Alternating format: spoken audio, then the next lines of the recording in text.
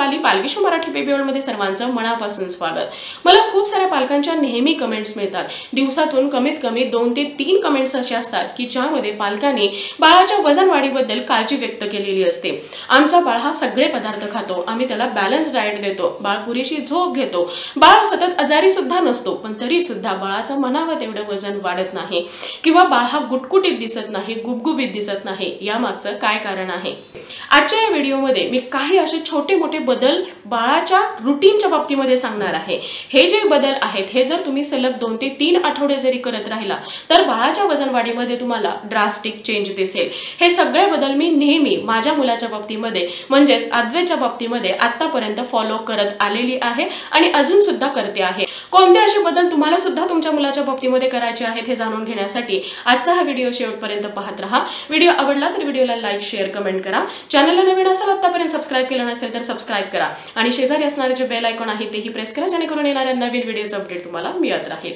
वळूया आपल्या आजच्या टॉपिककडे। लहान बाळाच्या किंवा लहान मुलांच्या वाढीमध्ये विकासामध्ये त्यांचा आहार, त्यांचा विहार आणि त्यांची झोप या 3 गोष्टी खूप जास्त महत्त्वाच्या असतात। या तिन्ही गोष्टीचा जर समतोल योग्य प्रमाणामध्ये राखला गेला तर बाळाचं वजन सुद्धा उत्तम राहील, बाळाची रोगप्रतिकारक शक्ती छान होईल, बाळाची जी काही शारीरिक वाढ आहे, बौद्धिक वाढ आहे, मानसिक विकास आहे, या सगळ्या गोष्टी व्यवस्थित व्हायला मदत होईल। जेव्हा तुम्ही म्हणता की तुमच्या बाळाचं वजन हे वाढत नाही, बाळ हा व्यवस्थित खात नाही, तेव्हा हे छोटेसे बदल बाळाच्या रुटीन मध्ये जरूर करा। यामध्ये सगळ्यात पहिली गोष्ट मी तुम्हाला रिकमेंड करेन ते म्हणजे बाळ जसा 1 ते 1.5 वर्षाचा होतो तर त्यानंतर बाळाला स्वतःच्या हाताने खायची सवय लावा। त्यामुळे खूप सारे फायदे होतात। पहिली गोष्ट बाळाला खाण्याची आवड लागते, दुसरी गोष्ट बाळ हा हाताने खाण्याची सवय लागते, तिसरी गोष्ट म्हणजे बाळ जेव्हा असे पदार्थ हाताने खातो तर त्यावेळी बाळ हा चावून खातो। जेव्हा बाळ चावून खातो तर त्यावेळी त्याच्या तोंडामधली जी लाळ आहे ही अन्न पदार्थामध्ये मिसळते आणि अशी लाळ जर बाळाच्या पोटामध्ये गेली तर त्यावेळी बाळाचं डायजेशन सुधारतं, बाळाला कॅल्शियमची कधीच कमतरता येत नाही, बाळाला भूक छान लागायला मदत होते, बाळ हा जे काही खातो हे आवडीने खातो आणि जेव्हा मुलं हे अगदी प्रसन्न मनाने, आनंदाने, आवडीने हे पदार्थ खातात तर नक्कीच असे पदार्थ बाळाच्या अंगी लागतात। हवं तर तुम्ही 2 प्लेट्स घ्या, एक बाळासाठी द्या, एक तुम्ही घ्या, बाळाला स्वतःच्याही हाताने खाऊ द्या, अधूनमधून तुम्ही सुद्धा भरवत चला। यामुळे ह्या दोन्ही गोष्टीत बॅलन्स व्हायला मदत होईल, बाळ उपाशीही राहणार नाही आणि बाळाला हळूहळू ही जी काही हॅबिट आहे ही वाढत जाईल आणि बाळ हा स्वतःच्या हाताने खायला प्रोत्साहित होईल। त्यानंतरचा पुढचा बदल तुम्हाला बाळाच्या आहाराच्या बाबतीमध्ये करायचा आहे। तो बदल म्हणजे जिथे तुम्ही बाळाला चपाती, भाकरी या गोष्टी देता तिथे तुम्हाला बाळाला पराठे द्यायला स्टार्ट करायचं आहे।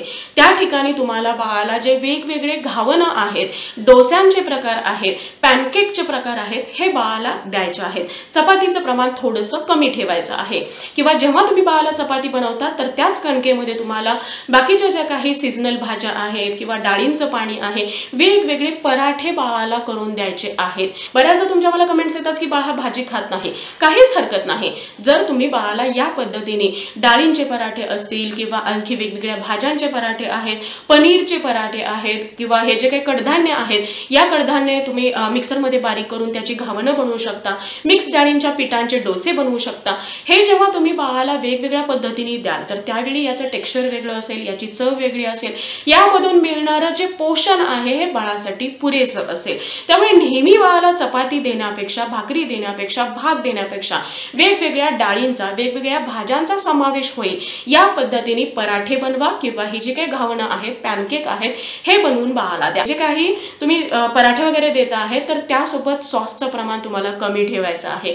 शक्यतो हे बटर सोबत, तुपासोबत, कोकोनटची जी चटणी आहे त्यासोबत किंवा इतर जी अगदी हलकी भाजी आहे त्यासोबत तुम्ही हे पराठे किंवा हे जे काही घावणं आहेत हे बाळाला देऊ शकता। तर हा बदल खूप जास्त महत्त्वाचा आहे, खूप जास्त इम्पॉर्टंट आहे। अगदी 2 ते 3 आठवडे जरी तुम्ही हा बदल केला ना तर बाळाच्या वजन वाढीमध्ये तुम्हाला खूप छान बदल हा दिसून येईल।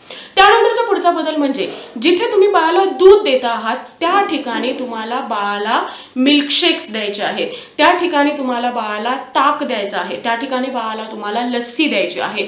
दूध तर तुम्ही देतच आहात, काही हरकत नाही, पण त्या दुधासोबत जर तुम्ही थोडेसे ड्राय फ्रूट्स, थोडेसे फ्रूट्स मिक्स करून जर ते बाळाला दिले तर त्याची चव सुद्धा इन्हान्स होईल, बाळ हा आवडीने पिईल आणि बाळाच्या वजन वाढीसाठी हे खूप जास्त फायदेशीर ठरेल। बाळाला तुम्हाला दुधाऐवजी मिल्कशेक्स द्यायचे आहेत. सकाळी उठल्याबरोबर तुम्ही हवं तर डायरेक्टली ब्रेकफास्ट बाळाला द्या आणि त्यानंतर जे काही 11-12च्या दरम्यान बाळाचा जे स्नॅक टाइम असतो तर त्यामध्ये तुम्ही बाळाला मिल्कशेक्स ऑफर करा, ज्यामध्ये तुम्हाला थोडासा मध ऍड करायचा आहे, थोडासा गुळ ऍड करायचा आहे किंवा थोडेसे ड्राय फ्रुट्स ऍड करायचे आहेत आणि जे काही सीजनल असे गोड फळं आहेत तर ते फळं मिक्स करून त्याचा एक मिल्कशेक बनवायचा आहे आणि ते बाळाला द्यायचे आहे. चीज, दूध, पनीर, दही हे जे गोष्ट आहेत किंवा हे जे काही डेअरी प्रोडक्ट्स आहेत हे बाळाच्या वाढत्या वयामध्ये बाळाला मिळणं हे गरजेचं आहे. यामध्ये भरपूर प्रोटीन आहे, यामध्ये भरपूर असं कॅल्शियम आहे जे बाळाच्या वजन वाढीमध्ये किंवा बाळाच्या ओव्हरऑल वाढीमध्ये विकासामध्ये मेन बिल्डिंग ब्लॉक आहेत. त्यामुळे डेली एक स्लाइस तरी चीजची तुम्हाला द्यायचा आहे किंवा एक जो छोटा क्यूब असतो तो खिसून बाळाला आहे असा खात असेल तर वेल अँड गुड, नसेल तर पराठ्यामध्ये तुम्ही देऊ शकता किंवा बाळाच्या जे काही तुम्ही पराठे बनवलेले आहेत, घावन बनवले आहेत त्यावरती खिसून टाका. याची चवही छान लागेल आणि बाळ हा आवडीने खाईल आणि बाळाला यामधले जे पोषक घटक आहेत हे मिळायला सुद्धा मदत होईल. नंतरचा पुढचा एक छोटासा बदल की जो बदल तुम्हाला खूप जास्त फायदेशीर ठरेल तो बदल म्हणजे बाळाला बाळाच्या हाताला येतील अशा ठिकाणी हेल्दी स्नॅक्स ठेवायचे आहे. बाळ जिथं नेहमी खेळतो, हॉलमध्ये बाळ खेळतो आहे, त्याच्या टॉय रूम मध्ये बाळ खेळतो आहे, तर त्या ठिकाणी बाळाला हाताला येतील अशा पद्धतीने हे स्नॅक ठेवा. आता या स्नॅक मध्ये काय काय असायला हवं? काजू, बदाम, पिस्ता हे थोडेसे तुम्ही रोस्ट करून त्याला थोडंसं हलकं मीठ लावून ठेवलं किंवा नाही लावलं तरीही चालेल.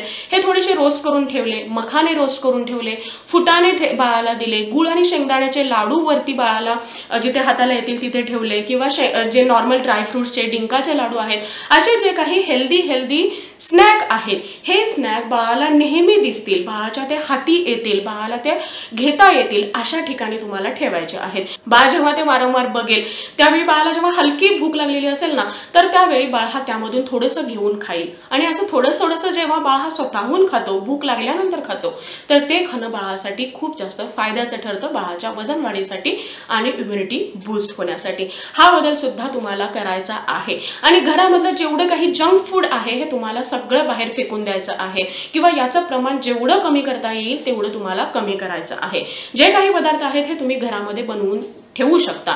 लक्षात घ्या, बाळ हा तेव्हाच हट्ट करतो ज्यावेळी तुम्ही कधीतरी ते बाळाला दिलेलं असतं, कधीतरी बाळाने त्याची चव चाखलेली असते, बाळाला त्याची सवय लागलेली असते, बाळाला ते पुढे दिसत असतात. जर बाळाला ते दिसलेच नाहीत, बाळाला तुम्ही त्याची चव दिलीच नाही तर ते गोष्टी बाळ हा मागण्यासाठी हट्ट करत नाही किंवा बाळ हा ते खाण्यासाठी बघत नाही. त्यानंतरचा पुढचा आणि सगळ्यात शेवटचा बदल मी तुम्हाला सांगेन ते म्हणजे बाळाला त्याच्या आवडीचा खाऊ द्या. मला खूप साऱ्या तुमच्या कमेंट्स येतात की बाळ भातच खात नाही, बाळ चपातीच खात नाही, बाळ भाजी खात नाही किंवा बाळ आणखी काही एखादा पदार्थच पित नाही, खात नाही. तर ठीक आहे, बाळाची चव ही वेगळी असू शकते. तुम्हाला जे काही पदार्थ द्यायचे आहेत, जेव्हा तुम्ही म्हणता की बाळ हा भात खात नाही तर त्यावेळी तुमचं एम काय असतं की बाळाला तांदूळ खाऊ घालणं, तर भाताच्या स्वरूपात खाऊ घालणं गरजेचं नाही. तुम्ही तांदळाचे घावन बाळाला बनवून देऊ शकता, डोसे बनवून बाळाला देऊ शकता, तांदळाचं जे पीठ आहे त्याची भाकरी बनवून बाळाला देऊ शकता. असे तुम्हाला ह्या सगळ्या गोष्टी बाळाच्या टेस्टनुसार, बाळाच्या आवडीनुसार कस्टमाइज करायचे आहेत. आहे अशी भाजी बाळ खात नाही, बाळाच्या पराठ्यामध्ये घाला, बाळाच्या खिचडीमध्ये घाला, ते सगळे मॅश करा आणि त्यानंतर बाळाला द्या. पहिल्यांदा किंवा कधी एकदा तुम्ही ट्राय केलं होतं तेव्हा बाळाला ते आवडलं नाही याचा अर्थ बाळ परत कधीच ते खाणार नाही असं नाही. एखादा पदार्थ तुम्हाला वाटते बाळाने खावा म्हणून तुम्ही जर ते रडत किंवा फोर्सफुली बाळाला खाऊ घालत असाल तर त्याचा काहीही परिणाम होत नाही. हे सगळे बदल जे आहेत हे डेली तुम्ही बाळाच्या आहारामध्ये करत असाल तर नक्कीच तुमच्या बाळाचं वजन गॅरंटेड 2 ते 3 आठवड्यामध्ये अगदी ड्रास्टिक पद्धतीने वाढेल. सो आय होप आजचा हा व्हिडिओ तुम्हाला आवडला असेल आणि या सगळ्या टिप्स तुम्हाला हेल्पफुल ठरतील. Thank you so much for watching this video. Bye bye. See you soon with new topic.